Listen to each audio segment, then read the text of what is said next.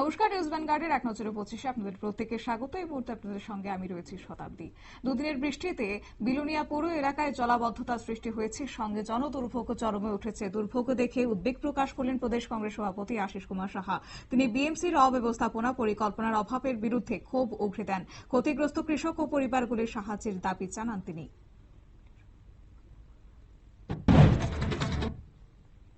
কৈলাসহরের ভগবাননগর গ্রামে পুকুরে ডুবে 4 বছর খুশি বেগমের মর্মান্তিক মৃত্যু ঘটেছে। পরিবারের অনুপস্থিতিতে ঘটনার রহস্যজনক প্রেক্ষাপটে তদন্তে নেমেছে কৈলাসহর থানার পুলিশ। একই পুকুরে 3 বছর আগেও আরেক কন্যার মৃত্যু হওয়ায় এলাকায় চাঞ্চল্য ছড়িয়েছে।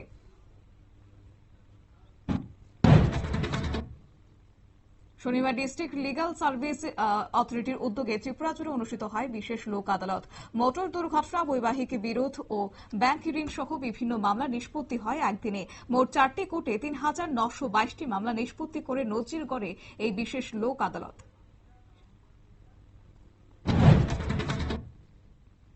বিশালগড় পৌর পরিষদের 13 নম্বর ওয়ার্ড এলাকায় বেহাল রাস্তার কারণে চরম দুর্ভোগ এলাকাবাসী। সামান্য বৃষ্টিতে রাস্তায় হাঁটু জল জমে থাকায় যাতায়াতের ব্যাপক সমস্যায় পড়েছেন এলাকাবাসী।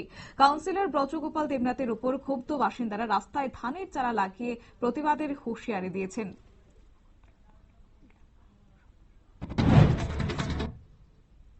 আগরতলা পুর নিগম এলাকা সম্প্রসারণের এবার উদ্যোগ গ্রহণ করা হচ্ছে এবং পরিকল্পনা নেওয়া হয়েছে বলে জানিয়েছেন mayor Dipak Majumdar.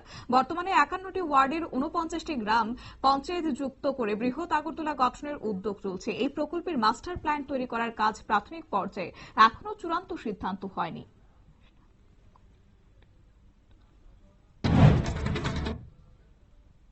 National icon অ্যাওয়ার্ডে সম্মানিত হলেন ত্রিপুরার সঞ্জীব আচার্য, ত্রিপুরার উদ্যোগপতি।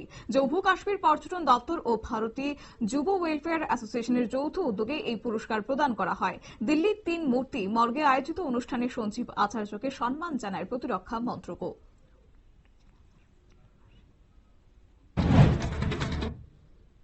ঊনকোটি জেলা হাসপাতালের পাশে অবৈধ বিটুমিন হট মিক্স প্ল্যান্ট অনির্দিষ্টকালের জন্য বন্ধ করে দিল প্রশাসন। চিকিৎসক ও স্বাস্থ্যকর্মীদের সাংবাদিক সম্মেলনে 24 ঘণ্টার মধ্যে নেওয়া হয় এই পদক্ষেপ। বিষাক্ত ধোঁয়ায় স্বাস্থ্য ঝুঁকিতে থাকা এলাকাবাসী ও হাসপাতাল কর্মীদের মধ্যে স্বস্তি ফিরেছে। কাকরাবন হাসপাতাল চৌমুহনী এলাকায় নবনির্মিত পশু চিকিৎসালয়ের উদ্বোধন হল শনিবার। এদিন নতুন পশু চিকিৎসালয় উদ্বোধন করেন বিধায়ক অভিষেক দেবরায়। দীর্ঘদিন পর আধুনিক ভবনের উদ্বোধনে খুশি পশুপালক ও সাধারণ মানুষ। ছিল চোখে পড়ার মতো এদিন তাদের ভিড়।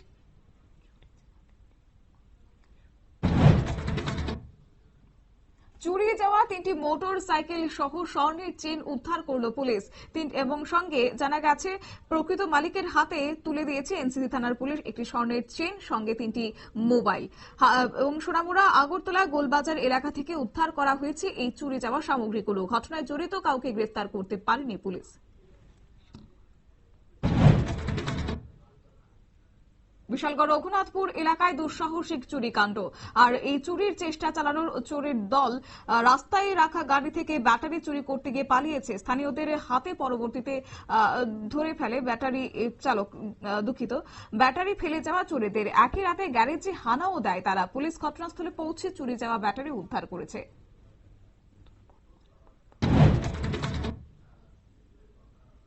উত্তর বনমালীপুর ভগবান ঠাকুর চৌমুহনী এলাকায় বিদ্যুৎ খুঁটি নিয়ে দীর্ঘদিনের অবহেলার পর ভেঙে পড়ল শুক্রবার সন্ধ্যায়। গভীর রাতে আসামগামী একটি ট্রাক খুঁটিতে ধাক্কা মারায় পুরো এলাকা বিদ্যুৎহীন হয়ে পড়ে। অবশেষে শনিবার বিদ্যুৎ দপ্তর খুঁটি মেরামতের কাজ শুরু করেছে।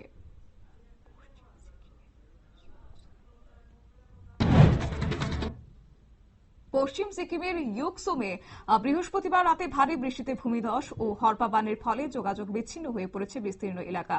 ধোবান চাংরি বস্তি গ্রামের সঙ্গে সংযোগকারী কাঠের সেতু ভেঙে গিয়েছে। এসএসবির টহলের রাস্তাও ক্ষতিগ্রস্ত। বাহিনীর বিকল্প রুটে টহলদারি চালাচ্ছে।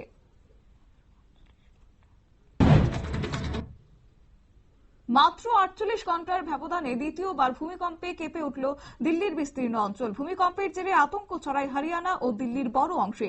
রিক্টার স্কেলে এই কম্পনের তীব্রতা ছিল 3.7। ভূমিকম্পের কেন্দ্রস্থল হরিয়ানার ছাত্রা এলাকা। মাত্র কয়েক সেকেন্ডের এই কম্পন কোনো ক্ষতি হয়নি বলে জানা গেছে। আহমেদাবাদ বিমান দুর্ঘটনায় প্রাথমিক তদন্তের রিপোর্ট প্রকাশ করলো এএআইবি। বিমানে কোনো যান্ত্রিক ত্রুটি প্রমাণ পাওয়া যায়নি। ভুলবশত ইঞ্জিনের জ্বালানি বন্ধ হয়ে যাওয়ায় দুর্ঘটনার মূল কারণ বললে প্রাথমিক রিপোর্ট সন্দেহ করা হচ্ছে। পাইলটদের ভুলের কারণে এই দুর্ঘটনা বলে জানিয়েছেন তারা। শহুরে নকশাল ও অতি বামপন্থীদের দমন করতে নতুন বিল পাশ করালো মহারাষ্ট্রের বিজেপি সরকার। সরকারের দাবি, এই গোষ্ঠীর শিক্ষা, সমাজ ও সংবাদ মাধ্যমে ঢুকে উগ্র নকশাল ভাবধারা ছড়াচ্ছে। নকশাল পন্থা সমূলে নির্মূল করতে শহুরে নকশালদের দমনকেও জরুরি বলে মনে করছে সরকার।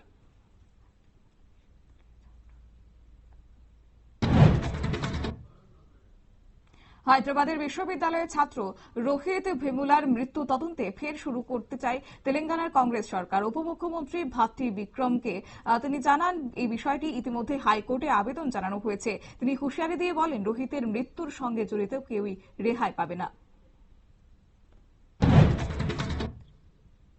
তিরুপতি মন্দিরে অন্তত 1000 অহিন্দু কর্মী কাজ করছেন বলে অভিযোগ তুললেন কেন্দ্রীয় স্বরাষ্ট্র প্রতিমন্ত্রী সঞ্জয় কুমার।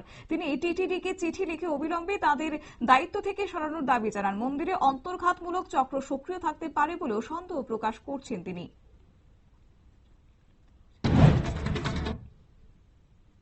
মণিপুরে জঙ্গি বিরোধী অভিযানে আটক থাকা জঙ্গিদের গ্রেপ্তার করেছে সেখানে পুলিশ ও আধা সেনা যৌথ উদ্যোগেই 8 জঙ্গিকে গ্রেফতার করেছে। মায়ানমার সীমান্তবর্তী এলাকায় চালানো এই অভিযানটি 4টি নিষিদ্ধ জঙ্গি গোষ্ঠীর সদস্যদের ধরা হয়েছে। ইম্ফল, পশ্চিম কাংচিক সহ 3 জেলায় অভিযান চালিয়ে গ্রেফতার করা হয়েছে তাদের।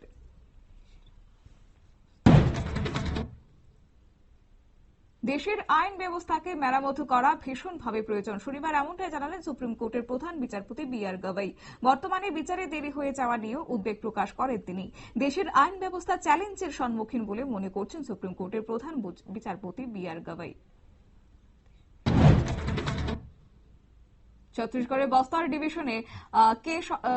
ডিভিশনে এক সপ্তাহের মধ্যে তৃতীয়বার সরকারের আহ্বানে সাড়া দিয়ে আত্মসমর্পণ মাওবাদী বাহিনীর। সুকমা জেলায় শনিবার সিপিআই মাওবাদী সশস্ত্র শাখা পিপলস লিবারেশন গেরিলা আর্মির 23 জন জঙ্গি আত্মসমর্পণ করেছেন। তাদের মাথার দাম ছিল 1,18,00,000 টাকা।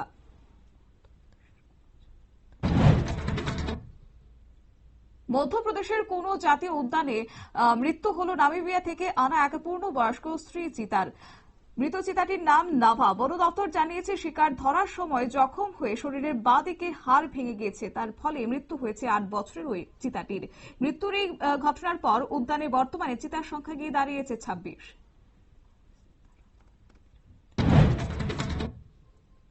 কংগ্রেস নেতা রাহুল গান্ধীর বিরুদ্ধে আপত্তিকর মন্তব্য আর সঙ্গে ছবি হোয়াটসঅ্যাপ স্ট্যাটাসে দেওয়ায় এক যুবককে গ্রেফতার করেছে উত্তরপ্রদেশ পুলিশ। ঘটনাটি ঘটেছে সোনভদ্র জেলায়। ধৃত যুবকের বয়স 27 বছর। রাহুল গান্ধীর সম্মানহানির অভিযোগে পুলিশের তরফে দ্রুত পদক্ষেপ নেওয়া হয়েছে।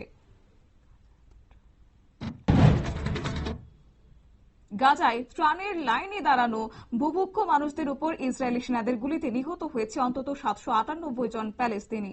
এই মর্মান্তিক তথ্য প্রকাশ করেছে রাষ্ট্রসংঘের মানবাধিকার দপ্তর। মার্কিন ও অন্যান্য ত্রাণ শিবিরেও সাধারণ মানুষদের লক্ষ্য করে গুলি চালানো হয়েছে বলে অভিযোগ। নেপালের রাষ্ট্রপতি পরামর্শদাতা সুনীল বাহাদুর থাপা জানিয়েছেন, ভারতীয় সীমান্তে জঙ্গি হামলার ছক গোষ্ঠী সন্ত্রাসবাদীরা।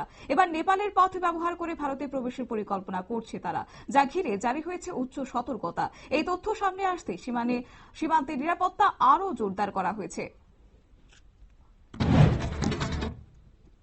বাংলাদেশের প্রাক্তন প্রধানমন্ত্রী শেখ হাসিনার কন্যা সেখানে সাইমা ওয়াজেদ পুতুলকে অনির্দিষ্টকালের ছুটিতে পাঠালো বিশ্ব স্বাস্থ্য সংস্থা হু।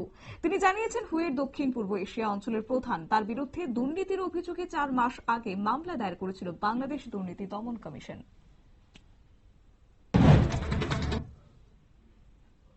এক নজরে 25 আপাতত এই পর্যন্তই। পরবর্তী আপডেটের জন্য চোখ রাখুন শুধুমাত্র নিউজ ভ্যানগার্ডের পর্দায়। নমস্কার।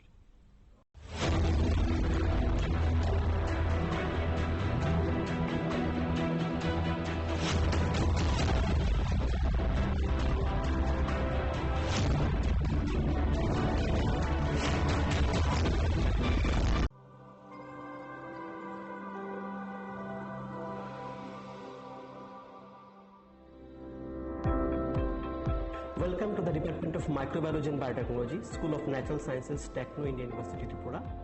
The department is aligned with NEP 2020 policy. The course curriculum facilitated all students over here to undergo the research-oriented courses, which is aligned with the industry-oriented manner.